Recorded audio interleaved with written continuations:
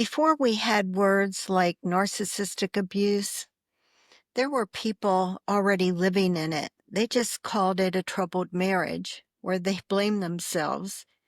Annie was one of those people. And this episode, this one's for every man, every woman who didn't have the words back then, but knew something was really wrong. Annie got married in the 1970s. She was young, barely out of high school. And like so many women of that time, she went into marriage believing that love meant sacrifice and that if something felt wrong, the answer was to try harder. But what Annie didn't know was what she was experiencing in her marriage didn't even have a name yet. Back then, narcissistic abuse wasn't even a term that you would hear. In fact, it wasn't even formally recognized in the DSM, the diagnostic manual used by mental health professionals. That didn't come about till the 80s. And even then, it was clinical, distant, and rarely applied to real life relationships. Of course, there was no Google, no online forums, no YouTube videos, obviously, that would walk you through the red flags. All Annie had was her experience and her instinct, and that quiet, gnawing feeling that something just wasn't right.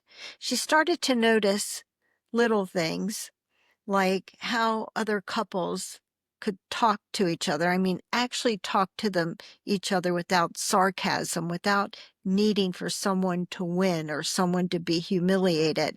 She'd watch them in the grocery store aisle or at church picnics, kind of listening in awe as husband and wives made room for each other's words. Nobody was like rolling their eyes or scolding the other one for having an opinion. I mean, nobody seemed to be keeping score. And so Annie would wonder, is what it's supposed to be like? Because in her home, peace only existed when she was sick or struggling or quiet. Her husband seemed most content when Annie was down. If she was ill, he might hover over her, but probably not out of care. He was doing it to control her. Because when she was joyful, when something truly lit her up, he couldn't share in it. He'd go cold or sullen or suddenly would need space and need to get away from her. Her light actually offended him. So Annie did what many others did back then. She blamed herself. She worried she wasn't interesting enough. She thought she was too temperamental, not smart enough. She went to her pastor even, hoping for some wisdom there, but she came home with shame. He told her to pray harder, submit more. He said, try not to provoke your husband so much. After that, she wasn't going to tell anybody else because her husband, he looked normal to everyone else, charming a lot of the time and funny in public, which only made Annie feel more invisible. She felt that she had to be the problem. Annie had earned a high school diploma back then. In the 70s, women, at least in big Italian families, were not expected to go to college. Annie's family taught her to be a good housewife, but she was determined to make the most of what she had to impress her husband. She bought herself a sewing machine, taught herself to stitch straight lines and piece patterns together, hoping maybe some handmade clothes would make her husband proud, show that she was contributing to the family. She even tried new recipes for their meals, anything she thought might impress her husband, but nothing was ever good enough. He mocked the clothing, the food was too dry, too bland. And none of this because she wasn't capable. It's because Everything became a self-fulfilling prophecy.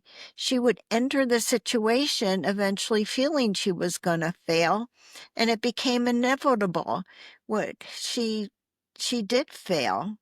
And if she didn't even realize that she had done something right. Have you ever lived through this kind of confusion, self-blame, silence? This one is for you. You did not miss the signs. They just hadn't been written down in a book yet.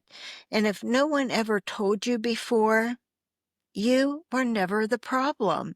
You were surviving with the tools that you had at that time. And you know what? That really matters.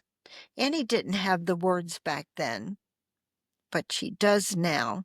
And telling her story just might help someone else find their words too. And that's why this podcast exists. I'm Kyle Hackley, attorney, author of Undercurrent, and the host of the Are You Annie podcast. Annie is a fictional character in my book, but her story is real. It may even be your story. Please know that I honor your truth. I want you to know that you are stronger than you ever believed. You are a warrior against narcissistic abuse. I want you to be tenacious and never, ever give up on what's important to you. Thank you for being here. Thank you for always showing up. I know that you're here. I feel you. I see you.